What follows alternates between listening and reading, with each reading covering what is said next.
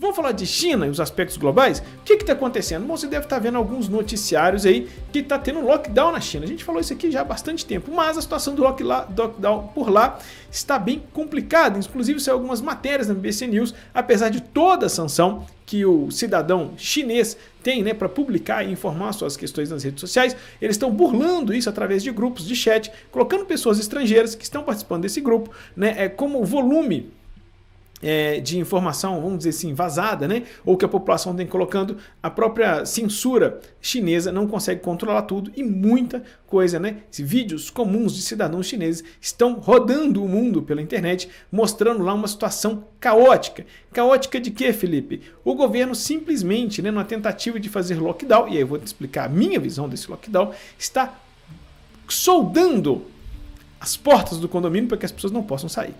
É isso aí, soldando. Imagina, meter uma solda lá, colocar uma barra de ferro lá e falar assim, não, você não vai sair. Né? Você vê as pessoas sendo proibidas completamente de sair. Pessoas passando dificuldade, passando fome, não tem condição de comprar comida. Não pode sair na rua, não há ali o delivery suficiente. O governo prometendo que vai entregar comida para as pessoas e aí não chegando comida suficiente. Inclusive, isso é uma matéria, né, na CNN, entrevistando um brasileiro que estaria lá e ele explicando o que estão fazendo. Ou seja, dentro do condomínio, eles estão organizando grupos para comprar no atacado de produtores. Ou seja, tem uma pessoa lá que produz manga.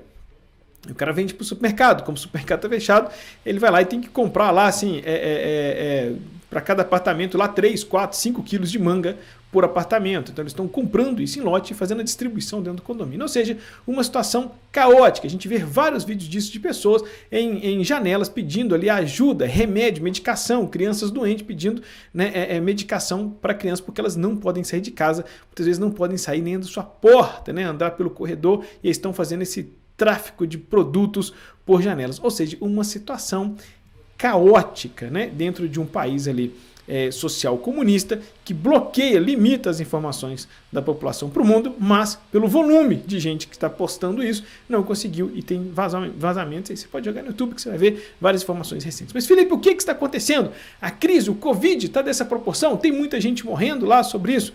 Bom, vamos falar um pouquinho do que a China faz, mais 3 minutinhos aqui, eu vou tentar explicar a minha percepção, o meu contexto, a gente faz isso um pouco na mentoria, mas vai um drops aqui para vocês entenderem um pouco, tá?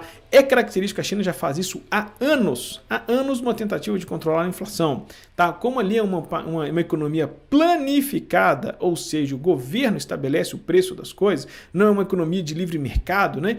Como a gente tem no Brasil, que dificilmente você consegue controlar o preço do combustível ou de outros produtos, né? O governo não controla o preço do pãozinho.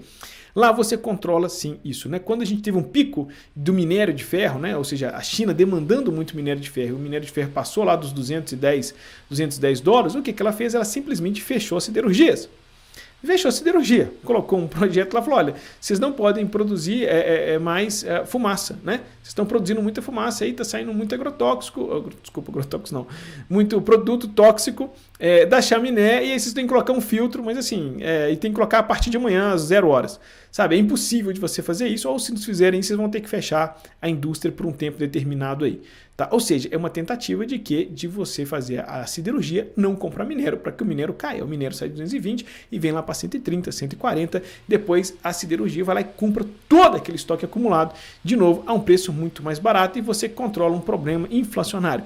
Isso é característico. Quantas vezes você já não viu matéria aí da China bloqueando a carne brasileira, soja brasileira e outros produtos brasileiros, justamente quando eles estão altos. Ou seja, como são produtos perecíveis, muitos deles são perecíveis ou com uma logística muito just in time, muito ajustada mesmo no seu tempo, sem excesso, uma quebra na compra ou na produção gera aí um problema para os fornecedores, né? Então tem muito fornecedor que critica um pouco essas posturas intervencionistas da China que ficam à mercê desse controle. Por exemplo, não sei se você sabe, 3 empresas brasileiras agora, né, com o preço da carne alta demais, foram embargadas por algum motivo aleatório que a China colocou para não comprar carne brasileira, ou seja, simplesmente a população vai ficar um tempo sem carne bovina vão ter que substituir isso aí por outro produto, mas se existe uma repressão, ou seja, mesmo que as pessoas estejam insatisfeitas com o governo, existe uma repressão, ou seja, simplesmente o governo faz o que quer.